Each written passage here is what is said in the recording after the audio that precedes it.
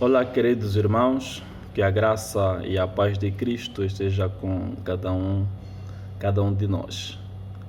Ainda no nosso desafio da leitura das Sagradas Escrituras, a palavra do Senhor neste ano, nessa semana nós queremos ler 3 livros da Bíblia. Leremos o livro do Apocalipse, Neemias, e a leitura final será no livro dos Salmos. Na primeira leitura da semana, que é no livro do Apocalipse, leremos capítulos 3 ao 9. No capítulo 3, o Senhor das igrejas, conforme já vimos no capítulo 1 e 2, ele faz fortes advertências contra os hipócritas, aqueles que se veem como cristãos, mas não andam como de facto manda o Evangelho, manda a lei da perfeita liberdade. Então Cristo, o Senhor da igreja, aquele que tem os 7 Espíritos, isto referindo-se à plenitude do Espírito Santo, ele convoca ao arrependimento a esses hipócritas, falsos mestres, falsos cristãos. Cristo convoca-os ao arrependimento, pois não é porque eles se viam como cristãos que eram de facto cristãos. Assim, mais do que você pensar que és discípulo de Cristo, Cristo tem de te ver como discípulo, para que não suceda no último dia que Cristo diga: apartai-vos de mim, nunca vos conheci, ainda que muitos dirão que em teu nome fiz isso, fiz aquilo. Nestas cartas enviadas à igreja de Sardes, Filadélfia e Laodiceia, Cristo não apenas adverte aos falsos cristãos que se arrependam dos seus maus caminhos, mas também encoraja a seus verdadeiros discípulos que estavam sendo perseguidos, dizendo que ele estava com eles. Cristo não os abandonou, apesar daquele presente momento, apesar do momento que nós vivemos até mesmo hoje. Cristo não nos abandonou e ele deixou uma palavra para nos encorajar. Apocalipse, de fato, um livro da esperança. Ele nos ensina que, apesar de que o mundo pareça estar num caos, tudo acabará bem. No capítulo 4 e 5, por trás dos símbolos que nos parecem estranhos, está o Deus da glória sem igual. O fato de que ele se revelou por meio da imagem de um trono mostra que, a despeito da nossa ênfase moderna em democracia, Deus quer ser conhecido como o Rei da Glória. Quando lemos que Deus é o Rei, não imagina aquele rei tirano, aquele rei que castiga o seu povo. Não. Deus é o Rei da Glória, o Deus amoroso, o Pai que governa os céus, a terra, que governa também as nossas vidas. Imagine-se diante de seu trono. Como sua glória o afetaria? Por quê? Meus irmãos, o conflito entre a igreja e o mundo se resume a isto: quem ou o que você adorará? Essa é a grande pergunta de Apocalipse, no capítulo 4 e 5. O que esse capítulo nos ensina sobre o que significa adorar a Deus? O que motiva essa adoração? Ao lermos estes capítulos, devemos ter em conta essas perguntas e procurar respondê-las. Meus irmãos, que a nossa resposta seja semelhante à dos versos 8 e 11 do capítulo 4. Porque Santo, Santo, Santo é o Senhor Deus, o Todo-Poderoso, aquele que é, que era e que há de vir. Até tem uma bela canção com estes versos. E no verso 11 lemos: Tu és digno, Senhor e Deus nosso, de receber a glória, a honra e o poder, porque todas as coisas tu criaste. No capítulo 6 e 8 a 9, veremos a descrição da manifestação da ira de Deus e do Cordeiro. As palavras a ira do Cordeiro no verso 16 devem nos levar a pensar quão grave é o pecado, quão maligno é o pecado. Como escreveu o pastor Thomas Boston, ser condenado por aquele que veio para salvar os pecadores é uma condenação dupla. Mas assim será.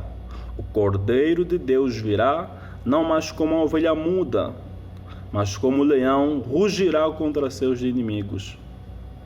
Não menosprezemos o Cordeiro de Deus.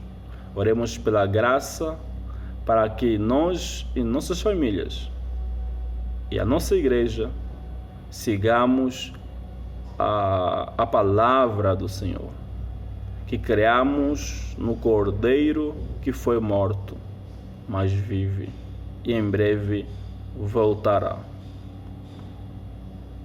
Nos arrependamos verdadeiramente e então que cada um de nós siga a Cristo, creia no Cordeiro.